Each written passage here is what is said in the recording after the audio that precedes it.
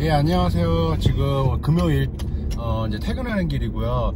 이제 동부 시간 한 4시 정도 됐고요. 네, 오늘 그냥 퇴근 좀 빨리 하고 있어요. 그거 얘기를 해보려고요.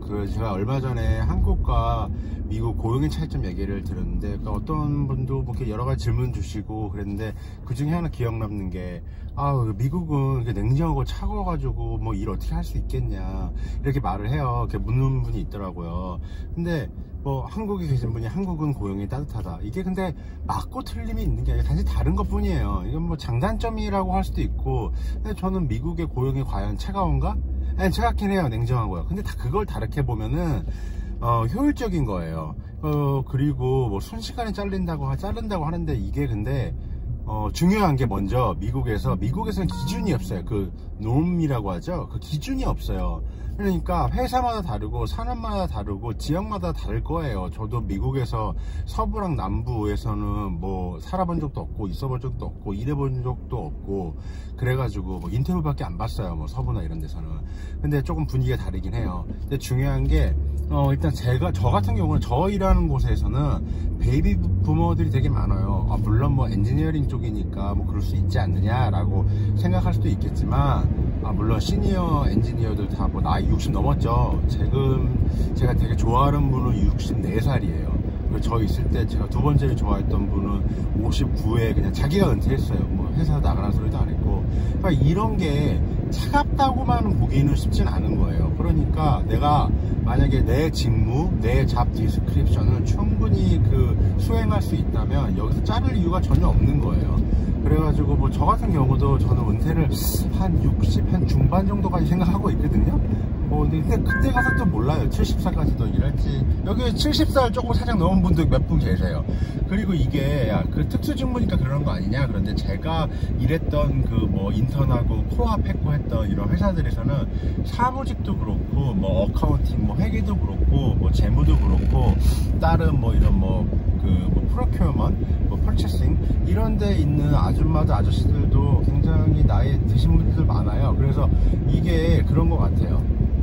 차갑다, 냉정하다, 한국은 따뜻하다, 뭐 이렇게 딱 구분 짓는 거기보다는 그냥 합리적으로 차가운 거 맞아요, 냉정한 거 맞고요. 근데 어떻게 보면 그런 면이 있기 때문에 냉정하다고도 할 수 있지만 차갑다고도 할 수도 있고, 하지만 이게 어떻게 보면 효율적인 거죠. 제가 저번 영상에서 설명드렸던 게, 미국은 풀타임 수보다 이런 컨트랙터, 계약직을 많이 가져가는 이유가, 프로젝트가 이게 언제 버즈컷이 될지도 모르니까 그런 것도 있고, 언제 이런 안 좋은 순간이면 바로 한 번에 쑥 이렇게 렛고 하기에도 좀 편한 거거든요. 회사 입장에서 보면요. 물론 저도 이런 현실이 싫고, 이런 게 왜 사람들이 피해받아야 되고, 진짜 저는 이해가 안 돼요. 정부가 이렇게 역할을 못해서 되나? 세금 이렇게 받아먹고? 네, 아무튼 그렇게 생각을 하고요. 그래서 그런 차이점이 있는 것 같아요. 그리고 미국 회사에서, 저도 출근하지만 회사에서 마스크를 제공하거든요. 이런 모든 것들이 다 이제 연결되는 거예요. 이 마스크를 제공한 게, 물론 우리 직원들 보호해야 되고 건강시켜야 되고, 그게 물론 인류학적 그런 인류애로 보면 맞죠. 근데 또 다르게 생각해 보면은 약간 좀 거칠게 이렇게 생각해 보면은 그런 것도 있는 거예요. 내가 미국 같은 경우는 만약에 회사에서 뭐 CDC라든가 FDA라든가 주정부에서 뭐 가이드라인을 제시했어요. 야, 니네 에센셜 비즈니스긴 한데 이 가이드라인 따라라. 그러면은 그 가이드라인보다 위에 있는 거 라인을 자기가 만들어 가지고 따르는 거예요. 그러니까 마스크도 제공을 하고, 뭐 일주일에 한 번, 뭐 아니면 3일에 한 번, 우리는 뭐 KN95, N95, 뭐 AS10 레벨 2, 뭐 3, 1, 뭐 이렇게 제공을 하는 거예요. 이렇게 따르는 것도 어떻게 보면은 되게 소송하고 연결이 또 되어 있어요. 아까 잘리는 거 먼저 얘기를 하고 가면요. 만약에 회사에서 내가 지금 주어진 직무를 잘 수행하고 있는데 회사에서 함부로 못 잘라요. 자르면 또 소송당해요. 그렇게 내가 잘못을 했어야 돼요. 제가 일했을 때 잘린 거 뭐 본 적은 있는데 뭐 이런 거 페이스북 해가지고 뭐 여자 만나려고 그러고 했던 어떤 아저씨 하나 있었거든요. 막 밀업닷컴 해가지고 그런 거 해가지고 이제 그런 게 좀 적발돼서 이제 잘린 경우를 한 번 본 적이 있는데 웬만해서는 잘 레이오프 안 해요. 그리고 네, 이런 소송 다시 돌아갈게요. 이런 소송 문제가 있기 때문에 이런 가이드라인을 잘 따르는 거고, 이런 타이슨이라든가 스미스필드에서도 이게 셧다운 하잖아요, 공장을요. 그리고 거기 그 코비드 확진자 나오니까 그런 것도 다 그 소송하고 관련되어 있는 거예요. 또 요게 다 연결돼요. 지금 공화당에서는 요번에 2차 돈 지원하려고 하는 것도, 공화당에서는 그 개인들에게 돈 주는 것보다 경제를 빨리 살려가지고 경제를 빨리 회복시켜야 돼요.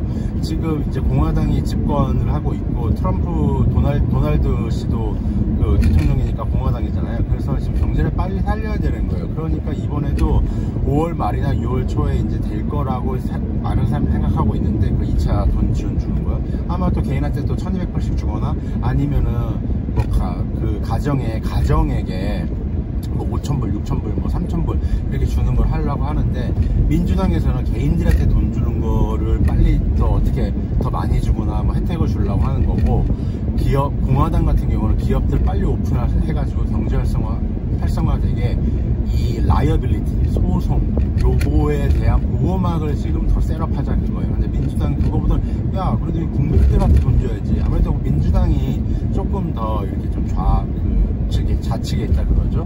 공화당은 우측에 있고요.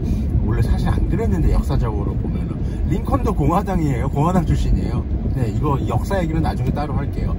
아무튼 이래가지고 공화당 같은 경우는 이렇게 기업들 라이어빌리티 그 법적 책임 소재를 좀 감안해주고 쉴드 쳐주려고 지금 이제 준비를 하고 있는 거예요. 왜냐면 경제 빨리 돌려서 경제를 빨리 살려야 되니까 뭐 이런 게 있는 거예요. 이게 좋게 보면은 뭐 좋게라고 말하기 좀 그래요. 한편으로 보면은 이게 경제를 살려야 하기 때문에 뭐 이렇게 라이어빌리티를 좀 이렇게 좀 해주는 거고, 그냥 쉴드 쳐주는 거고, 그리고 뭐 나쁘게 보면은 이제 야, 경제 빨리 돌려서 이제 우리 표 빨리 얻어야지, 이렇게 볼 수도 있는 거고. 그러니까 이게 뭐가 맞고 뭐가 틀린 게 아니라 그냥 다른 시각이에요. 그래가지고 이런 회사 같은 경우도 항상 뭐 그 복도 중간중간에 그 알코올 손으로 그 세척하는 거 그거 놓고 이제 손 닦아주고, 그리고 마스크도 이제 계속 뭐 하루에 하나씩 쓰게 해주고, 이런 것들을 제공하는 것도 물론 인류애적으로 우리 직원들 보호해야 돼. 이게 또 직원들 보호하는 것도요, 이런 게 있어요. 저 오늘 요거트 살았어요. 여기 오른쪽 보이죠? 요거트 싸게 파는데. 네.